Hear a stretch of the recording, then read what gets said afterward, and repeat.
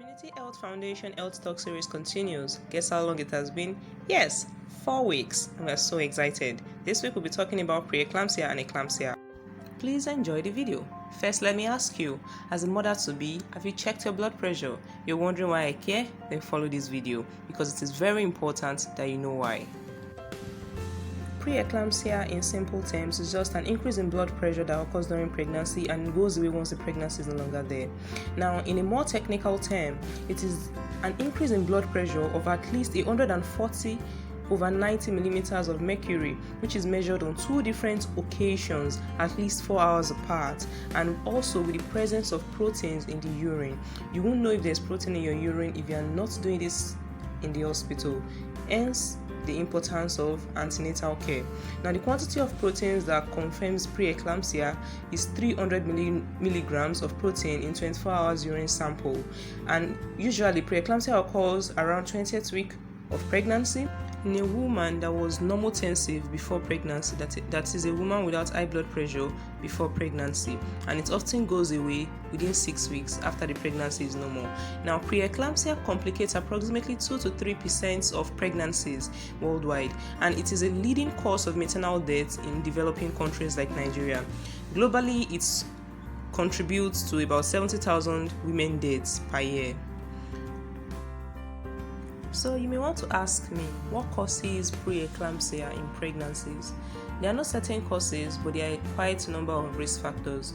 So risk factors are a number of factors that put a woman at risk of pre-eclampsia, but it doesn't necessarily mean that once a woman has these risk factors, the woman will automatically get pre-eclampsia. It doesn't also mean that not having the risk factors won't make a woman have pre-eclampsia. So they are not causal, but they are there. They can, once you notice them, you should have a high index of suspicion if a woman also has symptoms of pre-eclampsia. So what are these risk factors? The first one is if that is the person's first pregnancy.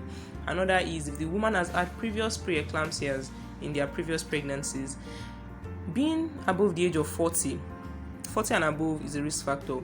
A woman that is obese, usually with BMI of 35 and above, or multiple pregnancies, that is twins, triplets, quadruplets, and the likes, they are all risk factors. Also, women who have certain underlying medical conditions like pre-existing hypertension, pre-existing renal problem, or diabetes, they may contribute to pre-eclampsia. However, they don't mean that having them will automatically mean that this woman will have pre-eclampsia. Having these risk factors plus these signs and symptoms should raise our index of suspicion. They include frontal headache, with or without visual disturbances, epigastric pain, that's usually the pain in the upper part of the abdomen. However, in some cases, the symptoms are not very clear, so they are vague, and the patients come with complaints that are similar to normal flu.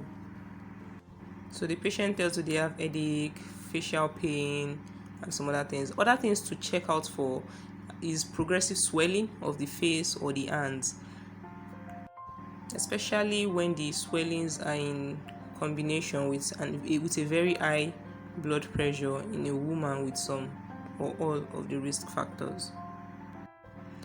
So how is pre-eclampsia managed? The principles of management are: 1. Early recognition of the symptomless syndrome, awareness of the serious nature of the condition, which makes a woman highly suspicious, adherence to the agreed guidelines, which may include hospital admission, because some women will tell you that it's not just increase in blood pressure, why do I need to be admitted? Some investigations will be done. Your doctor may make use of antihypertensives and anticonvulsants for you. Then sometimes delivery may be timed so that pregnancy can come earlier if there is a threat to the life of the mother.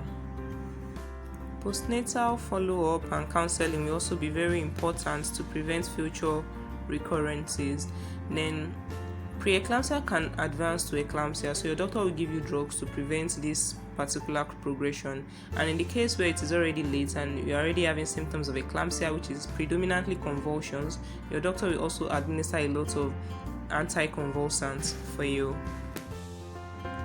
You have to note that pre-eclampsia and eclampsia puts both the mother and the fetus at risk, and that is why it is important for us to diagnose it early in any case.